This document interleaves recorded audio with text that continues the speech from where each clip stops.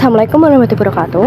Selamat sore semuanya. Sekarang kita lagi berada di tempat bersejarah Kudus bernama Langgar Bubrah yang terletak di Jalan Sunan Kudus, Desa Demangan RT 2 RW 4. Nah, kita berada di sini untuk memperkenalkan kalian akan bangunan ini.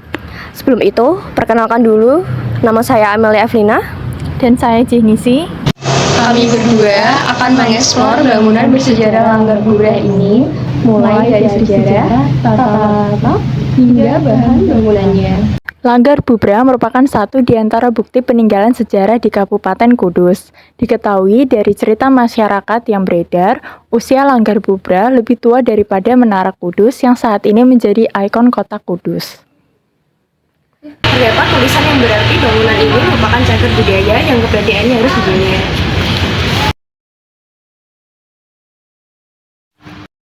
Bangunan dari Langgar Bubrah ini berbentuk joglo dan berwarna kecoklatan. Arsitektur bangunannya pun berupa tumpukan batu bata berwarna merah yang mengelilingi kompleks bangunan. Usia batu bata Langgar Bubrah diperkirakan sudah ada sejak tahun 1456 Masehi. Selain batu bata, juga dilengkapi dengan ukiran kuno yang masih melekat. Dan di bagian luarnya terdapat menhir dan yoni. Langgar di zaman dahulu dikenal sebagai tempat ibadah umat muslim, sementara Bubrah dalam bahasa Jawa berarti hancur. Langgar Bubrah atau orang kuno menyebutnya Sikit Bubar ini dahulunya bekas masjid yang sudah tidak terpakai.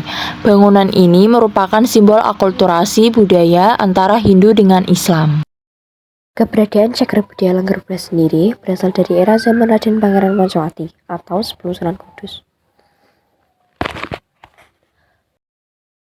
di mana Raden Pangeran Pancawati yang terlebih dahulu menempati bangunan Langgar Bubrah, kemudian memberikan hadiah kepada Sunan Kudus karena berhasil membuat Raden Pancawati dan pengikutnya memeluk agama Islam.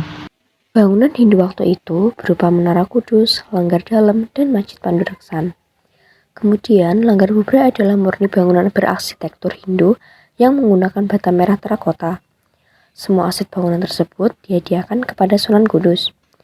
Namun, karena Sunan Kudus tidak mempedulikan harta, semua aset yang digunakan Pancawati beserta pengikutnya dimanfaatkan untuk syiar Islam.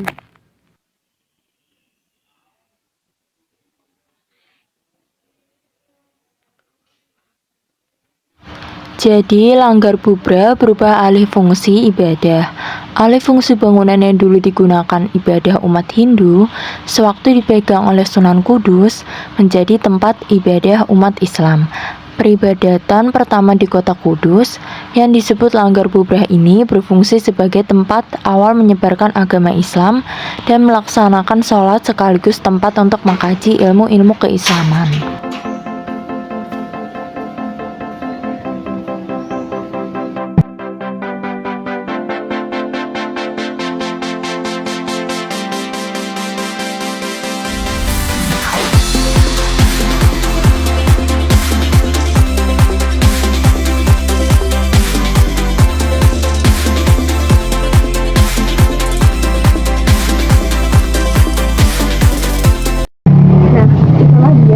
Bangunan bersejarah Langgar Bubrah.